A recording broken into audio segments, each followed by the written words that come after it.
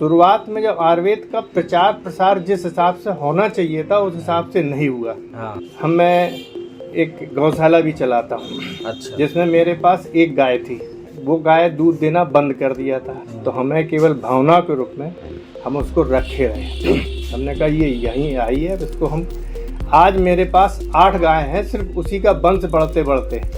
आयुर्वेद की जहाँ तक हम बात करें, जड़ से खत्म करने की अगर क्षमता है तो सिर्फ आयुर्वेद में है। आपके घर में ही आयुर्वेदिक दवाएं बहुत सारी हैं। आजकल आदमी सिर्फ पैसे की तरफ भाग रहा है और वही कारण है डिप्रेशन का सबसे बड़ा। मेरा तो केवल एक ही मूल मंत्र है कि हर घर में एक गाय होना चाहिए। ये तो हमें, लेकिन हम तो सोचते हैं कि दर्द हो ही ना, ऐसी स्थिति पैदा रहे। वो सबसे बढ़िया है। दर्द हो ही क्यों, पहले ही जड़ से ही दर्द ऐसे चलो, ऐसा कोई काम ही ना करो कि दर्द हो। सही बात। अपने सनातन को बचाए रखो और क्या है बस। तो प्रेम भाव अपने सनातन में ये सब सिखा ही गया है भैया। आपका नाम गुरुजी? प्रदीप कुमार गुप्ता। प्रदीप कुमार गुप्ता। कब से जुड़े हैं आप आयुर्वेद से? क्या कारण है यात्रा रही आयुर्वेद से जुड़ने की? वैसे मैं इस मेडिसिन ट्रेड से तो जुड़ा हूँ 1975 से। अच्छा। उसके बाद से मेरा एक रिटेल अकाउंट हुआ था प्रताप मेडिकल हॉल, उसमें रहा। उसके बाद 2003 से मैंने आयुर्वेद का होलसेल करना शुरू किया है। 2003 से तब से मैं इस लाइन में जुड़ा हूँ। अच्छा। आयुर्वेद हमारे प्राचीन काल की धरोहर है। ऋषि मुनियों ने घोरतप और परिश्रम से इस ज्ञान को अर्जित किया और जन कल्याण में बांटा। धीरे धीरे इसकी महत्ता कम होती जा रही है। क्या कारण रहे जनता में इसकी जागरूकता को लेके? एक्चुअली में हुआ ये कि शुरुआत में जब आयुर्वेद का प्रचार प्रसार जिस हिसाब से होना चाहिए था उस हिसाब से नहीं हुआ। हाँ। ये अगर पद्धति हम लोगों के संस्कार में शुरू से डाली जाती तो हो सकता शायद ये स्थिति ना आती। लेकिन अब काफ़ी समय से जब से आयुर्वेद के प्रति लोगों के अंदर जागरूकता पैदा रामदेव जी ने या किसी और ने की, इसका मैं तो ये कहूँगा कि रामदेव जी का एक हम लोगों के ऊपर बहुत बड़ा वो है कि जिन्होंने हर घर में जाके आयुर्वेद की एक पहुंचा दी है, जिससे आदमी के अंदर ये होने लगा, अब सोचने लगा कि हमको स्वस्थ रहना कितना जरूरी है। बिल्कुल। और मैं तो खैर इसके बाद मैं एक गौशाला भी चलाता हूँ। अच्छा। जिसमें मेरे पास एक गाय थी। अच्छा। मैंने वो गाय दूध देना बंद कर दिया था। हमारे पास जो रहता था उसने कहा आप इसको काहे के लिए रखें, तो हमें केवल भावना के रूप में हम उसको रखे रहे। हमने कहा ये यहीं आई है, इसको हम आज मेरे पास 8 गाय हैं, सिर्फ उसी का वंश बढ़ते बढ़ते 8 गाय हो गई हमारे पास। मैंने ना कोई गाय बेची है ना खरीदी है, बल्कि मैं तो ये कहूँगा कि अब हर आदमी को अपने घर में एक गाय के लिए जगह बनानी चाहिए, जिससे उसका शरीर भी स्वस्थ रहेगा, व्यायाम भी होती रहेगी और आगे आने वाली पीढ़ी को कुछ संस्कार भी मिलेंगे। नहीं, ये आपने बहुत अच्छी बात की है। और दूध घी हमारा घर का एकदम घर का रहेगा। और तो गाय का दूध फायदेमंद और बहुत अच्छे गुणों में तत्व पाए जाते हैं। सरकार से तो मैं ये भी अनुरोध करूंगा कि गाय के गोबर का इस्तेमाल जो हम लोगों के अंत्येष्टि के यहाँ लकड़ी जलाई जाती है बिल्कुल बंद कर दें। सिर्फ केवल गाय के गोबर के कंडे से ही अंतिम संस्कार हो, तो ये जो गायें जो हैं उनको जो लोग बाग छोड़ते हैं, हो सकता है शायद उसमें भी कमी आना शुरू हो जाएगी। आजकल तो लोग सेवन करते हैं, जब दूध देना बंद कर देती है तो बाहर छोड़ देते हैं। वो उसका कारण 90% तो यही कर रहे हैं लोग बाग सिर्फ, क्योंकि होता क्या है कि जब उनके पास एक तो ये कि गोबर का कलेक्शन बहुत ज़्यादा हो जाता है, फेंके कहाँ वो करें, तो उनके यहाँ एक व्यवस्था बन जाएगी कि कंडे लेने वाला अगर होगा तो फिर उसके प्रति उन्हें व्यापारिक जुड़ने का वो बन जाएगा, उनकी जो आमदनी है वो भी बढ़ जाएगी। बिल्कुल।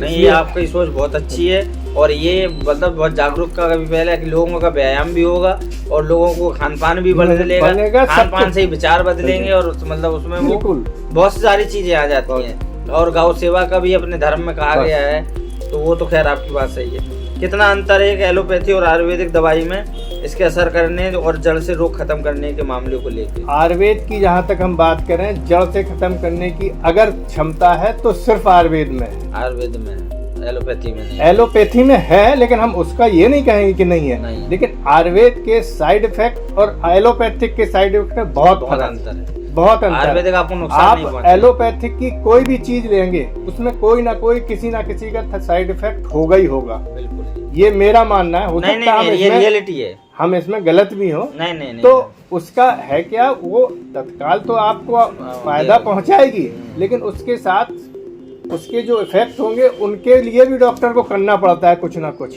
जिससे कोई रिएक्ट ना हो। एलोपैथी बहुत तेजी से विस्तार कर रही है, क्या कारण है? इसके पीछे पैसा, लोगों में जागरूकता का अभाव, या लोगों को तुरंत पीड़ा से राहत चाहिए? नहीं, एलोपैथी का खैर अपना एक वो है, वो कर रही है, उसको करना चाहिए, हम ये नहीं कह रहे, लेकिन हमारा आयुर्वेद किसी से कम नहीं है। मतलब ऑपरेशन को छोड़ दिया जाए तो बाकी सब चीजों में हम आयुर्वेद में कहीं वो नहीं है। और अगर आयुर्वेदिक पद्धति से आदमी अपने आप को ढालता रहे, आयुर्वेद की जो उनकी जो मापदंड है कि शरीर को कैसे व्यायाम करना चाहिए, वो सब करना चाहिए, अगर वो चलता रहे तो आदमी को ये सब चीजों की आवश्यकता ही नहीं पड़ेगी। सही, आप सही बात। और रहा जहाँ तक आयुर्वेद के लिए, आपको कहीं आपके घर में ही आयुर्वेदिक दवाएं बहुत सारी हैं, आयुर्वेदिक चीजें जो मसाले हैं, ये सब चीजें आपके उसमें ही हैं। काली मिर्च, तुलसी, अदरक, लौंग, ये सब बस केवल उनके यूज इस्तेमाल करने का तरीका जो है वो बताने वाला हम लोग उस हिसाब से आयुर्वेद वाला नहीं उठा पाए, बस इतना फर्क है। अगर वो उठता रहता तो एलोपैथी इतना नहीं आगे बढ़ पाती। आजकल खान पान का स्तर सात्विक और गिरता हुआ राजसिक और तामसिक होता जा रहा है। कितना कर ठीक और खराब है ये सेहत के लिए, हमारे मन और कर्म में क्या प्रभाव पड़ता है? अरे चाइनीज फूड तो बिल्कुल बंद कर देना चाहिए। नहीं, तामसिक भी है, तामसिक राजसिक, ये सारी सब चीजें, ये केवल एक्चुअली बच्चों के अंदर उनको वही सब अच्छा लगता है, वही ज्यादा खाते, उसका प्रभाव आगे पड़ता है, बढ़ रहा है प्रभाव। और तामसिक भोजन का भी प्रभाव पड़ता है, वो होना चाहिए। विचार उसी हिसाब से आने लगते हैं, उसी हिसाब से आदमी सोचने लगता है। सही बात है। एक घर में कम से कम क्या क्या आयुर्वेदिक चीजें होनी चाहिए?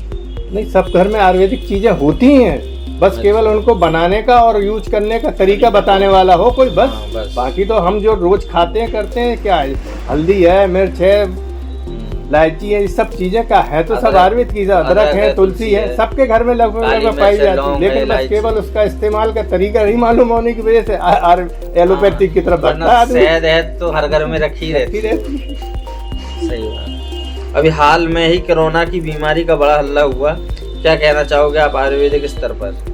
नहीं, आयुर्वेद ने उसने काफी योगदान दिया उसमें, ऐसा नहीं है कि उसमें कोई ऐसा है, बचाए रखा ऐसा नहीं है। और आज भी लोग बाग आगे की हम लोग बचे रहे, बल्कि हम तो कह रहे हैं कोरोना काल में आयुर्वेद की वजह से लोगों को ये जागरूकता होगी, अब लोग बाग इस्तेमाल करने लगे आयुर्वेद का, वो कि हमको आगे शरीर अपना स्वस्थ रखना है, कैसे रखना है। कोरोना काल में आयुर्वेद ने बचा के रखा है, नहीं सब ज्यादा नहीं, दोनों ही चीजें हैं, वो तो हॉस्पिटलाइज थी, लेकिन घरों में आयुर्वेदिक ही लोगों ने यूज किया है। वो घरों में ज्यादा जनसंख्या थी ना, तो घर वालों ने आयुर्वेदिक ज्यादा ही यूज किया है, ज्यादा बराबर जो आपका चलता रहा, तो आप काढ़ा वगैरह सब चलते रहे। काढ़ा वगैरह सबसे ज्यादा काढ़ा लोगों ने खूब गर्म पानी करके उसमें काली मिर्च नमक सब डाल के बताया भी लोगों ने, किया भी लोगों ने। बिल्कुल बिल्कुल, बहुत अहम भूमिका निभाई है। एक स्वस्थ जीवन जीने के लिए और हॉस्पिटल ना जाने पड़े, आयुर्वेदिक की तरफ से मूल मंत्र या कोई सेवन करने योग्य या कोई नियम या आहार, ऐसा कोई आहार हो, कोई नियम हो? कोई आहार नहीं, बस केवल एक घर में एक गाय पाल ले आदमी, बस उसी से स्वस्थ बना रहेगा, जीवन भर बना रहेगा, आयाम व्यायाम सब कुछ होता रहेगा, भी आ जाएगा, सब कुछ सही हो जाएगा। आपका ये सही है, गाय वाला आपका बड़ी अति उत्तम लगा, मुझे भी अच्छा लगा, मन कर रहा हम भी ये गाय रखना। बिल्कुल बिल्कुल रखना चाहिए, और अपनी देसी गाय, और भावना केवल गौ सेवा की हो, आप उससे व्यापारिक उससे नहीं चले। नहीं, हम ये नहीं कह रहे कि उससे कोई, मतलब ऐसा होना चाहिए कि जो हम रखे हैं उसके खाने पीने का हमको उससे मिलता रहे, लेकिन एक अपनी कमाई का एक अंश उसको निकालते रहे, इससे कम से कम पारिवारिक मेंबर की तरीका से रखे, और वो भी आपको उतना ही समझेगी परिवार की तरीके। वो समझती है। गाय बच्चों को भी कभी देखा होगा आपने, गाय समझदार जानवर होती है, कि बच्चा अगर छोटा है, अगर वो आसपास है तो गाय कभी उसको नहीं मारने जाएगी। भैंस एक अलग गुण की होती है, लेकिन गाय ऐसा गुण नहीं। भैंस के अगर आप भैंस रख लेंगे तो आपके भाव ही बदल जाएंगे, गाय रखेंगे तो आपके भाव अलग रहेंगे। गाय का गौमूत्र तक का सेवन यूज होता है, बिल्कुल सब चीजें इस्तेमाल होती हैं। बिल्कुल। बीमारी होने की मेन वजह या जड़ यही है कि आदमी अपने आप हेल्थ का सुबह उठता है 10-10 बजे अपने आराम से, आता है बाकी अपने व्यापार में लग जाता है, उससे कुछ है ही नहीं। वो तो जब बीमार होता है तब उसे अपने शरीर की ध्यान आती है। अब अगर आप गाय पाले हो तो आपको सोचना ही नहीं कि हमें कुछ करना है, वो तो खुद करवाएगा ही अपने आप। बिल्कुल। सुबह अपने आप उठोगे, आप उसके लिए कुछ ना कुछ करोगे, बिल्कुल सही बात। नियम आपका बन जाएगा। वात पित्त और कफ को आयुर्वेद में नियंत्रण रखने की औषधि जो घर पर एक आम इंसान भी ले सके, वात पित्त और कफ। बिल्कुल, यही जो 3 चीजें ऐसी है, अगर ये आपकी सही है तो सब कुछ सही है। और स्वस्थ रहने के लिए बस ये चीजें अगर सही बराबर बनती है। और वात पित्त के लिए कोई ऐसी मतलब आयुर्वेदिक दवा नहीं होती है? नहीं होती, क्यों नहीं? वही पूछ रहा, कौन सी दवा है वो? कई दवाई हैं, एक आध नहीं है, कई दवाई हैं। और आपके घर में ही उनको बना के बताने वाला केवल हो, बता के उनको। जैसे कि एक आध उदाहरण के तौर पर अब वात पित्त के लिए कब के? वैसे तो ये है कि हम जो तो आशा-वरिष्ठ आते हैं, पंचारिष्ठ वगैरह आते हैं, और पंचायत, ये सारी सब चीजें अगर आप उसी के लिए हैं सब आपका। अगर आपका पेट हाजमा सब कुछ सही है तो आप स्वस्थ हैं। और हम तो कहते हैं कि इन चीज़ों की जरूरत ही नहीं पड़ेगी। जब आप एक गाय पाले हैं, सुबह से लेकर शाम तक आप उसको नियमित चला रहे, सब कुछ कर रहे हैं, तो सारी सब ये तो बात आपकी सही है, लेकिन बहुत से लोग मजबूर हैं, जगह नहीं है, मकान बन चुका है और नहीं गाय नहीं, वो हम ये थोड़ी कह रहे हैं कि अब वो भी करें। हमारा कहने का मतलब उनके अंदर भाव तो हो, आगे जनरेशन को, अपने बच्चों को ये बता तो सके। हम अगर अस्वस्थ रहे तो हमारे बच्चे तो कम से कम स्वस्थ बने रहे। मतलब जिनको प्रॉब्लम है, जिनके पास जगह है, वो उनके लिए है। अब बिल्कुल, जगह अगर जो अरे आप जगह सबके पास है, बस केवल भाव नहीं है। गाय का दूध बच्चों के लिए भी बहुत अच्छा सबसे अच्छा होता है, सबसे अच्छा सही बात। देसी गाय का, बल देसी गाय का, जर्सी नहीं, देसी गाय। क्या आयुर्वेदिक हर बीमारी को रिजर्व कर सकता है? बिल्कुल कर सकता है, सब चीजें वो कर सकता है, बशर्ते बस केवल उसके हिसाब से चलने वाला हो। अच्छा, जो नियम और वो सब पंचकर्म वगैरह बताए जाएं, उस हिसाब से अगर चलता है तो सब चीज़ का वो है। ऐसा नहीं है कि उसमें नहीं है, बस एक ही है क्योंकि हम लोग ऐसे उसमें ढल चुके हैं कि उतना हम लोग परहेज नहीं कर पाते हैं। परहेज न करने की वजह से वो चीज़ ख़त्म नहीं कर पाते हैं। जो चीज़ ख़त्म करनी चाहिए वो ख़त्म नहीं हो पाती क्योंकि परहेज नहीं हो पाता। अगर वो परहेज चले और दवा का सेवन सही तरीके से आयुर्वेद का करता रहे तो वो जड़ से दवा, उस जड़ से मर्ज खत्म करने की क्षमता है उसके अंदर।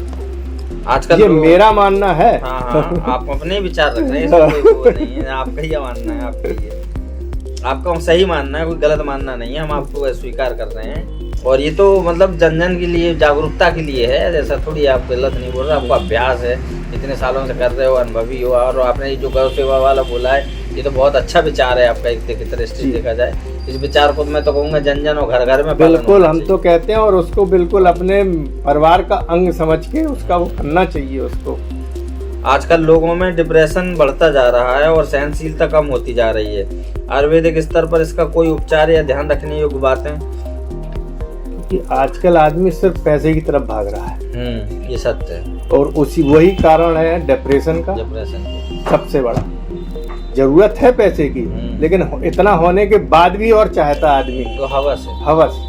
उसके लिए तो कोई, ये तो अपने मन को संतोष के लिए तो सबसे अच्छा हमारा तो एक ही मंत्र है कि आप अपने आप को व्यस्त कैसे रखें, हाँ, और शांत कैसे रखें, हाँ, इसके लिए आपको प्रयास करते रहें। हम ये नहीं कह रहे कि आप पैसा न कमाएं, जरूरत है, लेकिन जितनी जरूरत है उससे कुछ ज्यादा कमाएं, ये भी हम चाहें, लेकिन इतना नहीं कि जरूरतें पूरी हो रही तो उसकी तो इच्छाओं का तो कभी कुछ वो है ही नहीं, अंत ही नहीं है। इसलिए उसका कोई वो नहीं है, इसलिए डिप्रेशन में जा रहे हैं, इसलिए डिप्रेशन में जा रहे हैं। अब आपने पैसे के चक्कर में कुछ गलत कर लिया तो आपके साथ गलत हो गया, तो डिप्रेशन में तो आना स्वाभाविक है, परिवार के साथ भी होगा। बिल्कुल सही बात। लोग चाय और कॉफी का बहुत सेवन करते हैं, आप कोई आयुर्वेदिक चाय को बनाने की कोई विधि बताएं जो कम से कम नुकसान की हो और शारीरिक तौर पर फायदेमंद भी हो?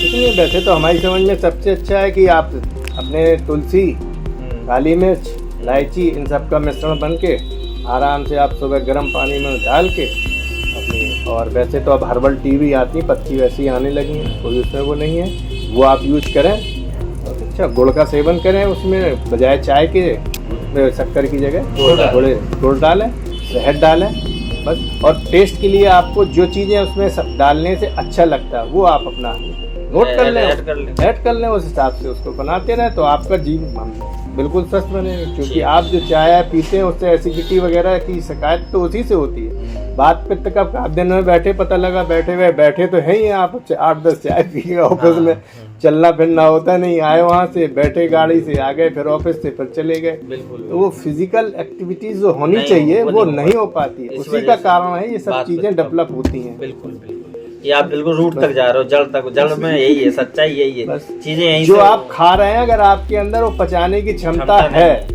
आप पचा रहे हैं तो सब चीजें सही हैं, और आप जो खा रहे हैं उसको पचने का ना समय दे रहे हैं ना उस तरह का काम कर रहे हैं, तो ये प्रॉब्लम तो आगे ना आगे होंगी ही होंगी। बिल्कुल। आयुर्वेद को जानने को इच्छुक कोई आयुर्वेद से जुड़ी हुई किताब और चरक संहिता या और अष्टांग हृदयम जैसी कोई किताब हो तो बताएं। नहीं, मेरी जानकारी में वैसे तो ऐसा कुछ नहीं है, बाकी तो हैं तो बहुत सारी किताबें। हाँ, बहुत सारी किताबें। वैसे हमारे पास तो कभी जस्ट आई थी आयुर्वेद की, क्या वो आयुर्वेद की किताब आई थी, कहाँ गई, घर ले गए। वो तो वैसे तो चरक संहिता के नाम से आती है। हाँ, चरक संहिता तो है, और अष्टांग हृदय में है। चरक संहिता में सारी सब चीजें वो है, कवर है। देश भर के अपने अन्य आयुर्वेदिक वर्ग के लिए मैसेज, जिन्होंने आयुर्वेद को जीवित रखने में पूरा साहस और शक्ति लगाई हुई है, उनके लिए क्या मैसेज है आपका, जो देश भर में आयुर्वेदिक लगे हैं? नहीं, मेरा तो सिर्फ यही है कि जो पुराने समय में जो भी मतलब रहे हैं बनाने करने वाले, वो भी गौवंश पाले रहे हैं। हाँ, उन्होंने साथ में आयुर्वेदिक भी वो सब देखते रहे। और मेरा तो सिर्फ एक ही वो है कि अगर अपने घर में एक एक गौवंश अगर पालते रहेंगे आप, तो हो सकता है आपके शरीर में 90% स्थितियां तो वैसे ही अपने आप सही बनी रहेंगी। गाय से तो हमारे कृष्ण भगवान मुरली वाले भी नहीं बचे हैं, वो तो खुद ही उनके रचैया और गवैया रहे। आपके स्वभाव में परिवर्तन आ जाएगा, आपके रहन सहन में परिवर्तन आ जाएगा, आपका शरीर उसी हिसाब से चलायमान, आपके विचार अपने आप सही होंगे, बुरे विचार तुरोहित होंगे, अच्छे विचार आगमन होगा। मेरा तो केवल एक ही मूल मंत्र है कि हर घर में एक गाय होना चाहिए। ये तो हमें कृष्ण भगवान भी कह के गए हैं, आपका सही है। कृष्ण भगवान ने भी देखो गौ को कितने गायों को चराया है और दिखाया भी है लोगों को। तो गौ गाय तो माता के रूप में वैसे भी हम लोग स्वीकार करते हैं अपने देश में, हर सनातनी धर्म या और भी मजहब, मतलब गाय को तो माता का हम लोगों ने माना ही है। आपको कभी मौका लगे तो हम अपने को दिखाएंगे, हम जहाँ पे अपनी गाय पाले हैं। बिल्कुल। तो हम उनके लिए पूरी प्रॉपर व्यवस्था रखे हैं, मतलब मिल्किंग करते हैं, हाथ से नहीं मशीन से करते हैं, मतलब सब आर्टस हैं तो उनकी जो है प्रॉपर पानी की, मतलब उनको बराबर पानी नहीं, बस सुबह उनकी टैंक साफ़ कर देते हैं, साफ़ करने के बाद उनके बाद पानी जितना पियेंगे खुद का खुद भर जाएगा। गर्मियों के लिए फॉगर ऑगर लगाए हम उनको, सानी के लिए मशीन लगाएं, सानी भी हमारी उससे होती है। बस सारी व्यवस्थाएं आधुनिकता से है। सरकार की तरफ से कोई डिमांड या गुहार आयुर्वेद या आयुर्वेद वर्ग की तरफ से इस आयुर्वेदिक ज्ञान की जागरूकता करने को लेके? आयुर्वेद का ज्ञान तो खैर अब धीमे धीमे अपने आप आ ही रहा है सबके वाला। सरकार से कोई गुहार या कोई मांग इस तरफ की सब आयुर्वेद को प्रचार प्रसार किया जाए या आयुर्वेदिक को बढ़ावा दिया जाए इस तरफ से? इस तरीके सरकार तो अपनी तरफ से प्रयास करती है, लेकिन हम तो ये चाहेंगे जितने BAMS जो डॉक्टर हैं उनको भी थोड़ा वो किया जाए कि वो भी आयुर्वेद को ज़्यादा अपनाएं बजाय एलोपैथिक के। बस इतना ही हमारा वो है। बाकी तो खैर ये नहीं कहेंगे कि उनको ऐसा नहीं करना, लेकिन हम चाहते ही हैं तो उससे थोड़ा बहुत। और अब वो होता क्या है कि एलोपैथिक में अब तुरंत जब दर्द हो रहा तो एलोपैथिक दवा लेता है, ये आराम मिल जाता है, लेकिन हम तो सोचते हैं कि दर्द हो ही ना, ऐसी स्थिति पैदा रहे। वो सबसे बढ़िया है। दर्द हो ही क्यों, पहले ही जड़ से ही दर्द, ऐसे चलो ऐसा कोई काम ही नहीं करो कि दर्द हो। सही बात। सनातन भारत प्राचीन काल से ही इंसानियत धर्म की रक्षा करता आया है और समय समय पर जिस धर्म में भी मजहब ने जन्म लिया है उसका भी आदर करता आया है। आपके अनुसार एक इंसानियत का धर्म क्या है? अपने सनातन को बचाए रखो, और क्या है, बस सनातन बचाए रखो। और कोई मतलब प्रेम भाव, एकता, तो प्रेम भाव अपने सनातन में ये सब सिखाई गया है भैया। बिल्कुल बिल्कुल। बहुत बहुत धन्यवाद।